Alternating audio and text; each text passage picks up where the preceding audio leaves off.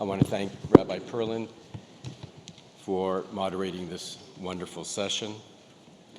I wish to thank our speakers, presenters, and moderators who contributed significantly to this conference, teaching us and setting the context for our discussions. Your devotion and contributions will help us advance our deliberations and work together to the next level of dialogue and action.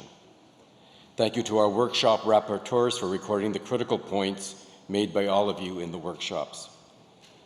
My thanks again to the staff of the Stephen Wise Free Synagogue for making this a unique and inspiring conference.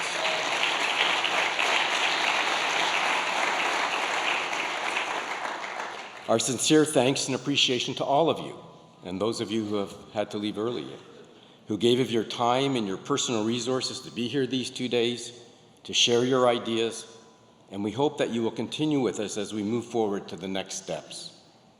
I particularly wish to thank Rabbi Rick Jacobs, Dr. Andrew Rayfeld, and Rabbi Hera Person for taking the time to be with us and sharing their insights a few moments ago. We appreciate their participation, and as Rabbi Jacobs has indicated, we welcome the contribution they have made to our conversation, and we hope that they will continue to work with us.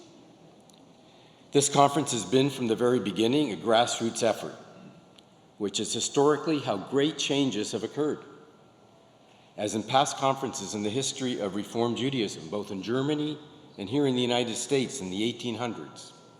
And yet, the contribution of our professional leaders today at this time is welcomed, and we hope our collaboration will continue. We have several ideas to move forward in what we are describing as next steps, post-conference work. We will be publishing the deliberations of this conference together with other relevant articles on the topics we have discussed. The publication will be used as a basis for the next stage of our work. We will be working throughout the summer on editing and preparing the publication, and we hope to release it prior to the high holidays. We addressed the why and the what of the challenges facing Reform Judaism in North America and facing us as individual Reform Jews. And in the next phase of our post-conference work, we want to address now what? How do we address the challenges we have discussed? What should be done in all areas? Education, Israel engagement, community building, youth, observance, and ritual.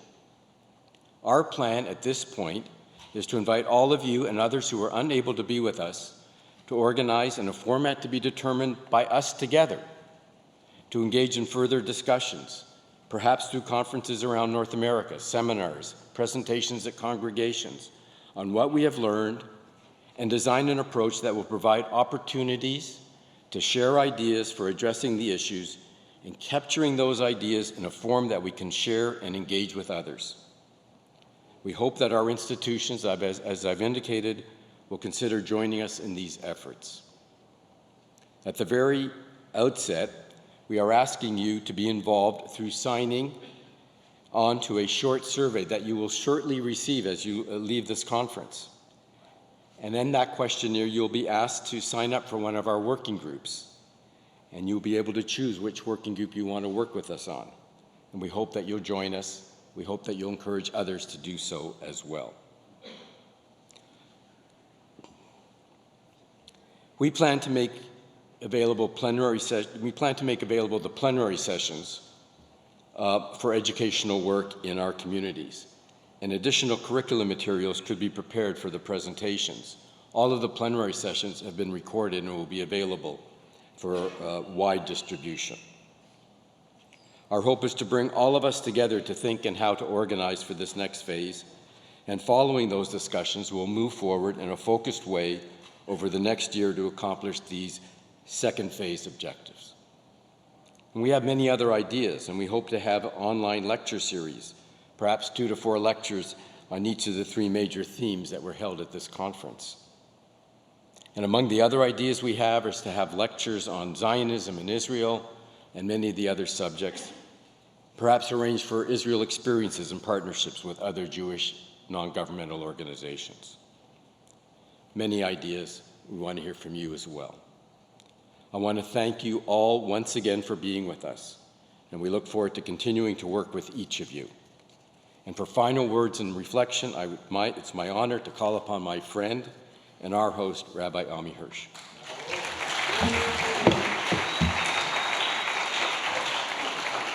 This will be very, very brief. I know those of you who, in particular, those of you who are out of town, you got to wrap up your clothes and leave and get on the plane and whatever. I just want to say, number one, I want to thank everybody. I couldn't actually, there was a final list of about 330 registrants here, and I still didn't believe it, because as I said, we only expected a couple of dozen when we started. Yesterday morning, I came a little early, and I said to myself, I wonder if people are actually going to show up. And at 8 o'clock in the morning, the people were streaming in here, and it was such a great feeling. So I want to thank all of you for taking the time to travel here, all the many, many presenters, the donors, the terrific, loyal donors in our congregation and throughout the country who have made this and other activities possible. To the 91 people on the planning committee, thank you. And I do want to take a moment to just thank our staff. We have a day job doing some other things, and these are actually end-of-year activities that we're doing. We've got a big fundraiser next week where we have to meet our budget. So I do want to thank our staff, in particular, managed by Sandy. Are you here, Sandy Divak-Moss? Is Sandy here? We'll thank her. No, we will thank her after that. Our maintenance, our security, Ryan and David from the publicity and marketing department, our clergy staff, Rabbi Irina Rifkin, Rabbi Sam Natov, Rabbi Dalia Samansky, our cantor Dan Singer. What a magnificent tefillot you did. I tell Dan, I really do mean this. The Shulchan Aruch asks if the community only has enough money for either a cantor or a rabbi, a chazan or a rabbi, which one should they go with? And the answer is they should go with a chazan, because the chazan opens up the gates of prayer, with one exception. And the exception is if the rabbi is a gadol. If it's a really important rabbi, then they should go with the rabbi. But we should always go with the chazanim. They're always the best. And please thank all of your colleagues as well, Dan. And to Rabbi Tracy Kaplowitz. Oh my gosh.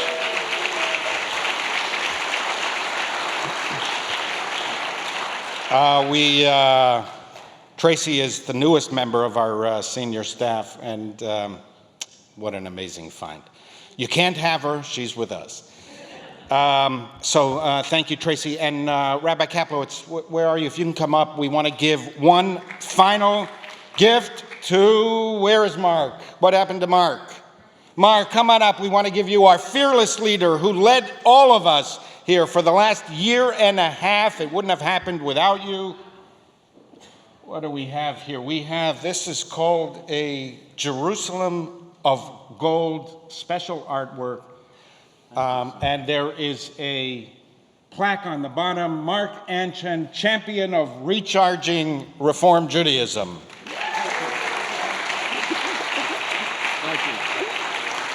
Thank you. Good, thank you. And can we say a final prayer before we leave? Cantor Singer, if you lead us in the final prayer. Yeah, I would love to invite all of my cantorial colleagues who are still here to come up, and all the rabbis who presented, all of the presenters, please come up. I hate singing alone, okay? I really hate leading alone. If you all would please come on up and we can pray together. Please come on up and let's pray together. And I'll lead from over here, and you just sing and lead everyone else. Please join me. It's an easy prayer. We've heard it time and time again. The Shehechianu. We are thanking God for being able to be here together and to join in conversations with this Nechemta, this beautiful ending to our 2 days, I believe, of prayer. This is a prayer for us to be together.